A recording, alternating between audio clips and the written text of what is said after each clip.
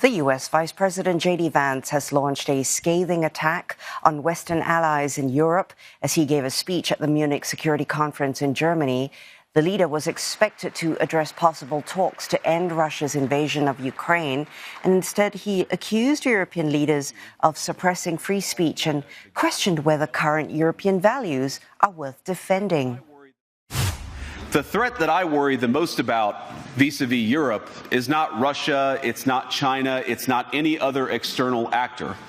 And what I worry about is the threat from within, the retreat of Europe from some of its most fundamental values, values shared with the United States of America. Mr. Vance also chastised European leaders for dismissing voter concerns on issues such as migration, and censorship. And his comments reportedly stunned the European officials there at the conference. Several have denounced the address. The European Union's foreign policy chief, Kaja Kallas, accused the US Vice President of, quote, trying to pick a fight with friends. And Norway's Prime Minister also weighed in, while Germany's Defense Minister described Mr. Vance's speech as unacceptable. Und wenn ich ihn richtig verstanden habe, vergleicht Zustände in Teilen Europas mit denen in autoritären Regimen. Meine Damen und Herren, das ist nicht akzeptabel. I think, not addressing some of the key security issues that we face today is a missed opportunity. I don't agree with him that what's happening in Ukraine, what's happening in Russia, what's happening in China is less important than the presumed loss of freedom of speech in Europe. I disagree. And Trent Murray has more on this security conference with his report out of Munich, including Mr. Vance's meeting with the Ukrainian President Volodymyr Zelensky.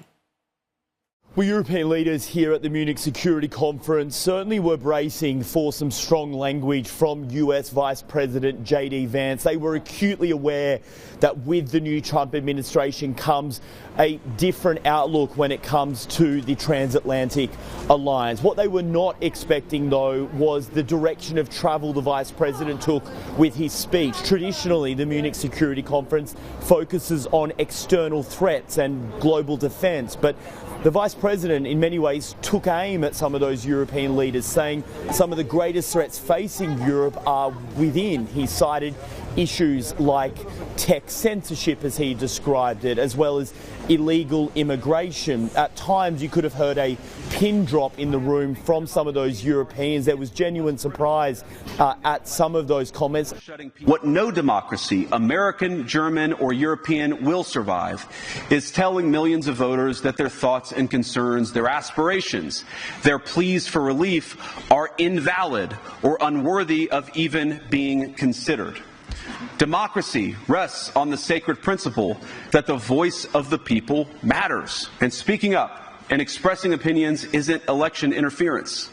Even when people express views outside your own country, and even when those people are very influential.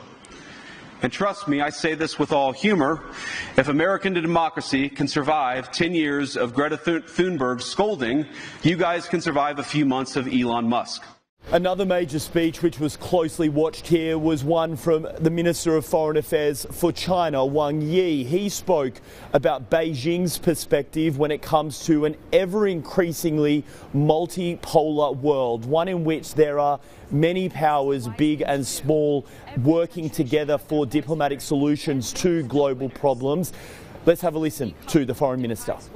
保护主义不是出路，滥加关税没有赢家。 脱钩断链，断的是机遇；小院高墙，封的是自己。应当坚持开放合作，以普惠包容的经济全球化，来支撑平等有序的世界多极化。 And probably no surprise that the war in Ukraine continues to dominate much of the agenda at this conference. Ukrainian President Volodymyr Zelensky is in attendance and he has held talks one-on-one with the US Vice President. The White House is telling us that those talks were constructive, but it of course comes just days after we learned that President Trump himself has held a telephone call with President Putin to discuss the conflict. It would appear President Zelensky is very cautious about all of this talk of negotiation. He has told this conference that he has real issues trusting Russian President Vladimir Putin. It would appear from the Ukrainian side there is still some way to go to buying into a diplomatic solution to this conflict.